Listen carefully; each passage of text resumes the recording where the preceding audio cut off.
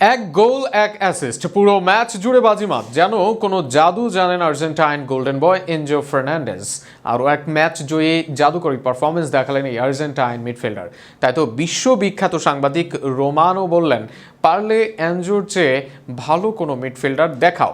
এনজোর বাজিমাতে চেলসির জয় নিয়ে আরও শুনুন প্রতিবেদনা।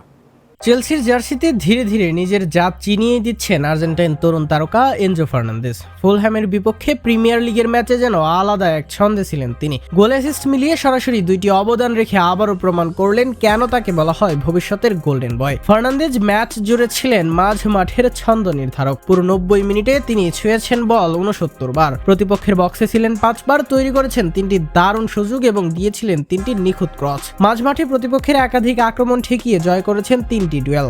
কারেন 3 বার বলের দখল আর 2 বার করেছিলেন ইন্টারসেপশন। সবচেয়ে গুরুত্বপূর্ণ, তিনি মাত্র একটি শট নিয়েই গোল করেন স্পট কিক থেকে। এর বাইরে তার কর্নার থেকে এসেছে চেলসির প্রথম গোল। নিঃসন্দেহে মিডফিল্ডের সম্পূর্ণ আধিপত্য বিস্তার করছেন ফার্নান্দেজ। ম্যাচের প্রথমার্ধের যোগ করা সময়ে 9ম মিনিটে ফার্নান্দেজের কর্নার থেকে গোল করে চেলসিকে এগিয়ে নেন গত জুলাইয়ে দলে যোগ দেওয়া ব্রাজিলিয়ান ফরওয়ার্ড পেদ্রো। সাম্প্রতিক সময়ে দুর্দান্ত ফর্মে থাকা এই স্ট্রাইকার গত সপ্তাহে ওয়েস্ট হ্যাম ইউনাইটেডের বিপক্ষেও করেছিলেন দলের প্রথম গোল। প্রতিযোগিতামূলক ফুটবলের সর্বশেষ 5 ম্যাচে এটি তার 5ম গোল। দ্বিতীয়ার্ধে এসে আরও আক্রমণাত্মক হয়ে উঠে চেলসি। ম্যাচের 56তম মিনিটে ফুলহ্যামের মিডফিল্ডার রায়ানের হাতে বল লাগলে পেনাল্টি পায় তারা। নির্ভুলভাবে শট নিয়ে ব্যবধান দ্বিগুণ করেন এনজো ফার্নান্দেজ। গোলের পর মাঠ জুড়ে ছিল তার দাপট। একদিকে খেলার গতি নিয়ন্ত্রণ, অন্যদিকে আক্রমণ সাজানো, সব জায়গাতেই অবদান রাখেন এই আর্জেন্টাইন। শেষ পর্যন্ত 2-0 ব্যবধানে জয় নিয়েই মাঠ ছাড়ে চেলসি। মৌসুমের প্রথম ম্যাচে ক্রিস্টাল প্যালেসের বিপক্ষে গোলশূন্য ড্রয়ে আটকে থাকার পর টানা দ্বিতীয় জয় পেল লন্ডনের জায়ান্টরা। 3 ম্যাচে 7 পয়েন্ট সংগ্রহ করে আপাতত পয়েন্ট টেবিলের শীর্ষে অবস্থান করছে দলটি। এনজো ফার্নান্দেজের এই ধারাবাহিক ফর্ম